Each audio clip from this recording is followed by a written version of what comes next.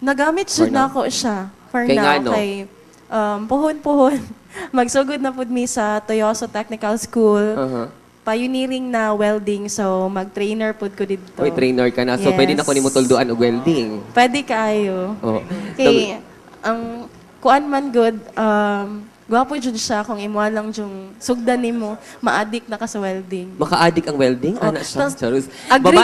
Agree kay ko sa giingon ni Sir Aljon no, na dili lang na siya kanang skill lang na skill. Because ang CBT Manggod, naka-pattern na siya sa ISO sa Australia. So, ibig sabihin, international ang training na ginabuhat sa TESDA. So, gwapo jud na siya. So, plano pa Para ni mo siya karon. gamitan abroad? Of course, why not? Kung tagaan ng chance, di ba? Oh, ana, mamiya pagka din sa mua. Sana. At sa yung maingon kay Attorney Carlo Nagales. Ako lang gusto ipaabot sa office sa kay Speaker Nograles o through sa ano pod ni tabang po ni Attorney Carlo Nograles, magpasalamat jud ko kay naka-avail ko sa ilang mga programs, and they don't just give us the fish for our family to feed. They give us the ocean to have a better future. Charus, lalom-lalom to Joy ha. Nag-isugog sabot. English siya. Bitaw, kay dili lang kung ang basihan lang nimo kanang para sa karon lang, dili lang ang ang gihatag nila nga opportunity, dili lang para sa karon, para sa better future jud siya, 'di ba? Salamat kay Joy. Grabe. Bongga na ni. But anyway, napo ko'y mahinabi. Akong sunod si J.Am. J.Am ay hapon karim. Si J.Am ang ato ang driver diri sa mini fire truck din sa Barangay Maa. J.Am, kumusta magpapangalagad sa fire truck? Kumusta ang serbisyo din sa Barangay Maa?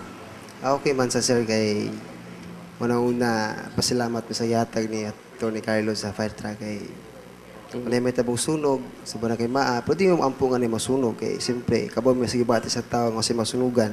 Sakit pod.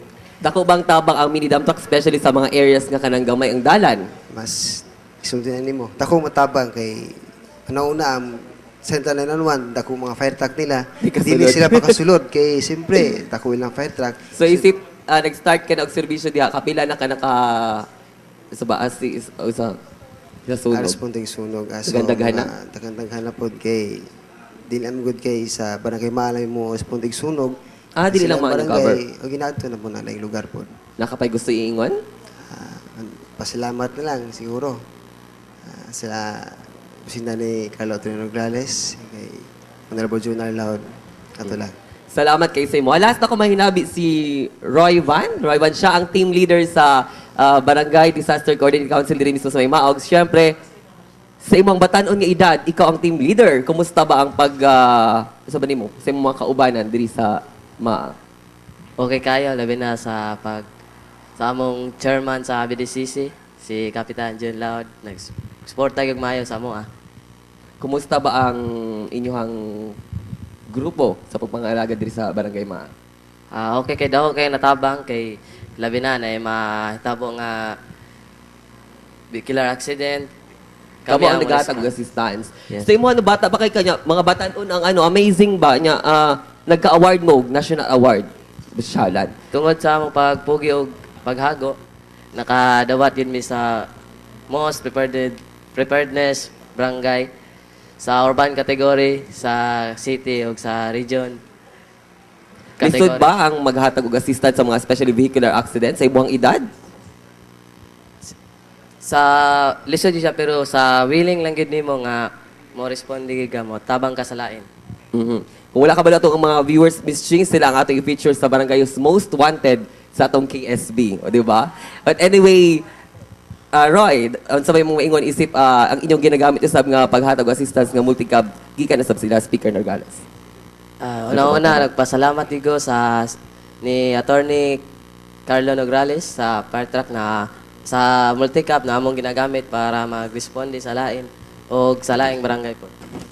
Daghang kay salamat sa imo, Roy. Ug syempre isab daghan pag makahinabi isab si Lilord, samtang mga kaigsuunan, mga kaoplan at ang inyo ang kongreso sa barangay, sila ang atong i-feature. Kini makakaubanan ako dinhi para sa atong Barangay's Most Wanted. Lilord. Yes, salamat John Zambrano.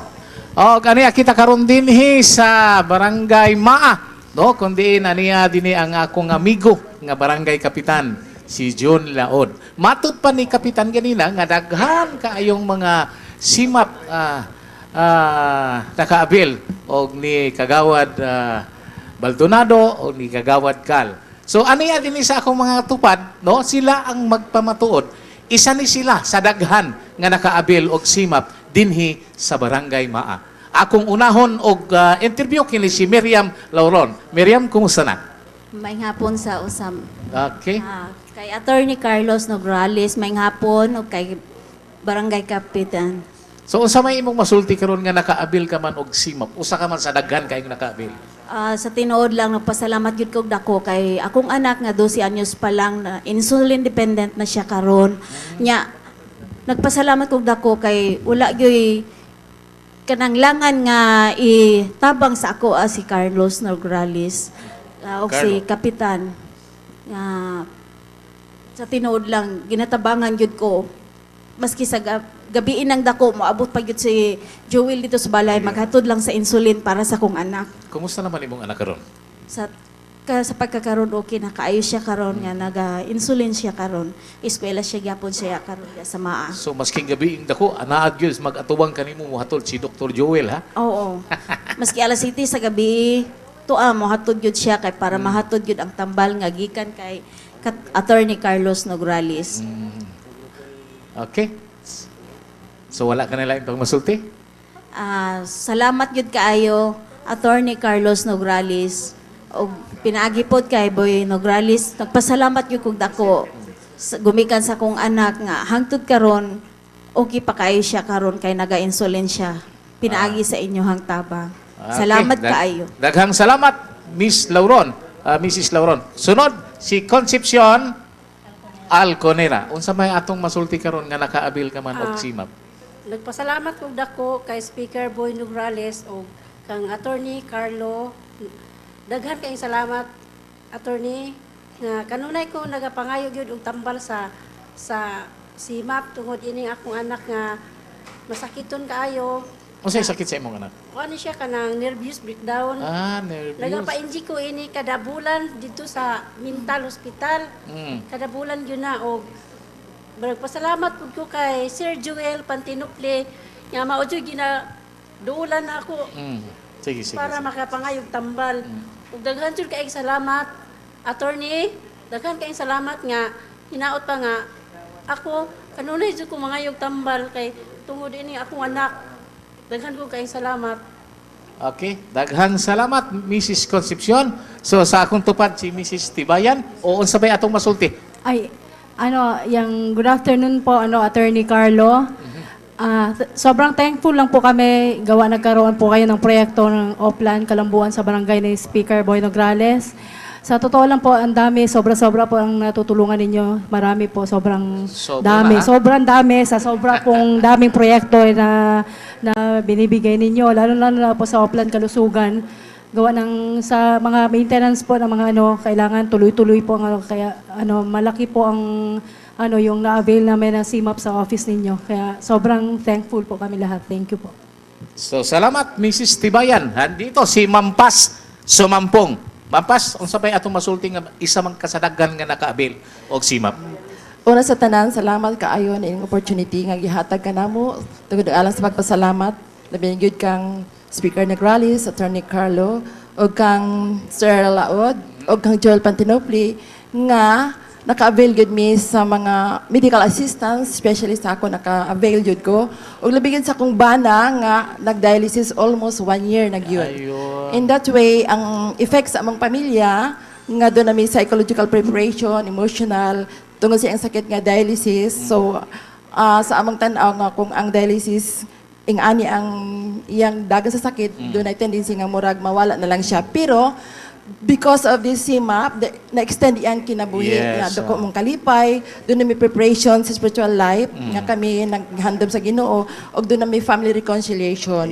I hope nga kining sakitan ani, makaabil po ang uban kay balo ko madaghan po din nagsakit sa kidney niya on the way sila po daw mahimong ma-dialysis patient.